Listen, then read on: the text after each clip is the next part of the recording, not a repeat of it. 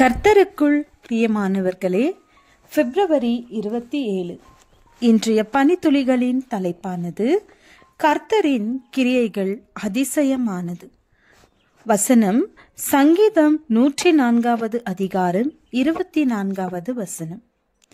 கர்த்தாவே, உமது கிரியைகள் எவ்வளவு திரளாயிருக்கிறது, அவைகளை எல்லாம் ஞானமாய் படைத்தீர்.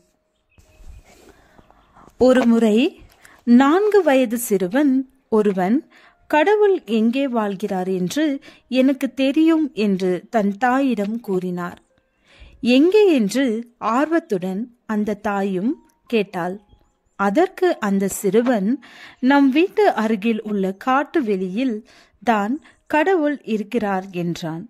அவர்கள் இருவரும் உரையாடியதை பற்றி தாய் தன் கணவரிடம் கூறினாள். இந்த சிறுவனுக்கு இப்படி யோசிக்க தூண்டிய காரியம் எதுவாயிருக்கும் என்று தனக்குள்ளே கூறிக்கொண்டாள். அதற்கு கணவர், எனக்கு தெரியும் என்றார். ஒருமுறை நானும் அவனும் காட்டு பகுதிக்குள் சென்றோம்.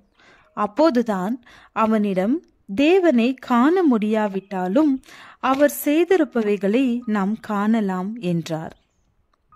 அதோடு அவர்கள் நடந்து சென்று ஈரமான மண் பகுதியில் தனது மகனை பார்த்து, என்னுடைய பாத சுவடுகளை உன்னால் பார்க்க முடிகிறதா என்றார்.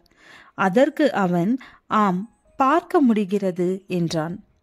அதற்கு அந்த தந்தை, அதே போலதான் நாம் பார்க்கக்கூடிய யாவும் தேவன் அடிசுவடுகள் என்றார்.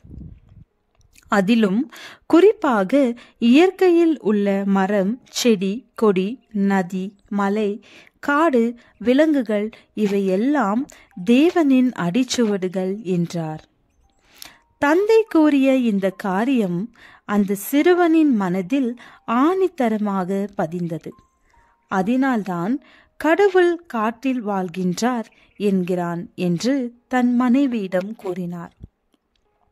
கிறிஸ்துவுக்குள் பிரியமானவர்களே, வாசித்த சங்கீதத்தில் இந்த கதையின் மைய பொருளை பார்க்கலாம்.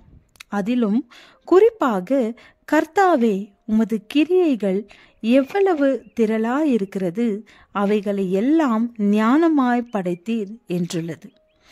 இயற்கையில் தேவனின் கைவேலை இருப்பதை நாம் உணரும் போதுதான் நம்மையும் அவரே உண்டாக்கினார் என்பதை புரிந்து கொள்ள முடியும். சங்கீதம் 104:1. என் ஆத்துமாவே கர்த்தரை ஸ்தோத்திரி, என் தேவனாகிய கர்த்தாவே, நீர் மிகவும் பெரியவராயிருக்கிறீர், மகிமையும் மகத்துவத்தையும் அணிந்து கொண்டிருக்கிறீர். சங்கீதம் 104 அதிகாரம் 35 வசனம். பாவிகள் பூமியிலிருந்து நிர்மூலமாகி துன்மார்க்கர் இனி இராமற் போவார்கள். என் ஆத்துமாவே கர்த்தரை ஸ்தோத்திரி. அல்லேலூயா. இந்த சங்கீதம் 1 வசனமும் கடைசி வசனமும் என் ஆத்துமாவே கர்த்தரை ஸ்தோத்திரி என்று ஆரம்பித்து முடிகிறது. எதற்காக கர்த்தரை ஸ்தோத்திரிக்க வேண்டும் என்பதை 1 வசனத்திற்கும் கடைசி வசனத்திற்கும் இடையில் காணலாம். ஏனென்றால் அவர் அனைத்தையும் உண்டாக்கினார். படைப்பில் நாம் படைத்தவரை காணலாம்.